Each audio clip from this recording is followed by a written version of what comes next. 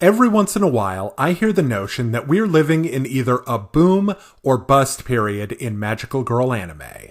But in my humble opinion, Mahou Shoujo is a perennial, with frequent new additions and revivals of old favorites, the latter of which I'll be looking at today. Announced in 2020, we've recently seen a teaser trailer for Tokyo Mew Mew New.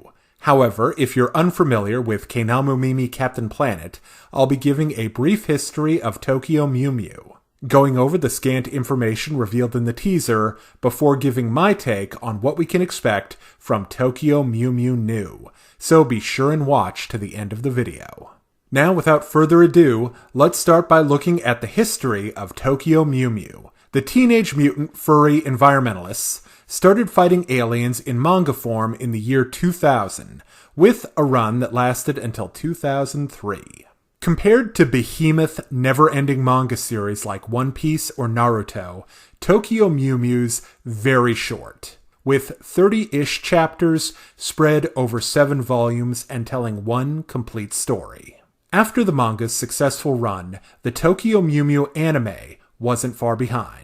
Running 52 episodes, the anime is also short, compared to sagas like Dragon Ball or, again, Naruto. But when looked at against modern 12-episode run shows that should really have just been movies, Tokyo Mew Mew is an epic in its own right.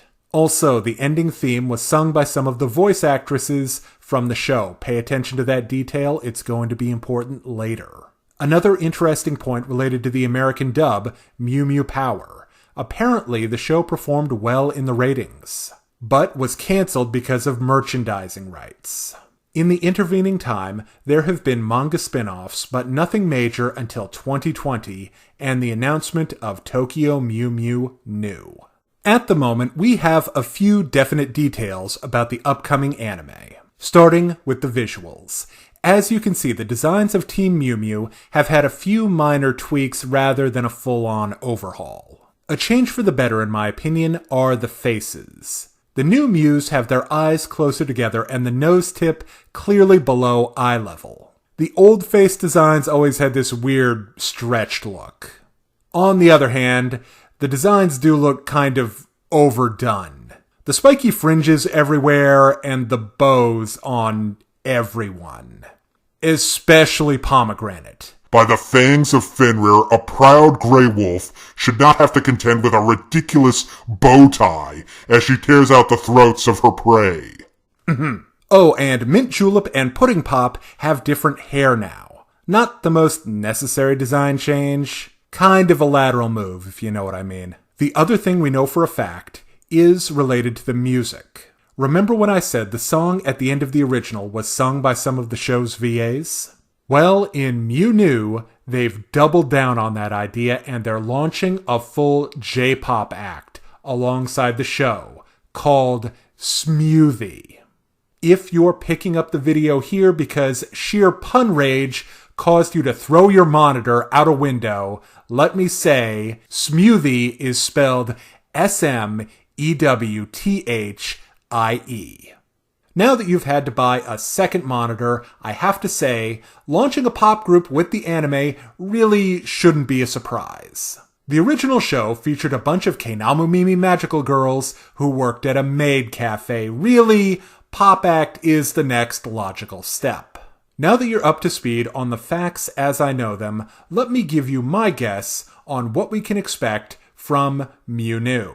In keeping with the trend of modern series, I think Mew New will be much shorter, probably 2 12-episode seasons covering the whole run of the manga. And yes, I expect it to be a full reboot covering the exact same ground as the original series, probably with more emphasis on Strawberry because of the shorter length.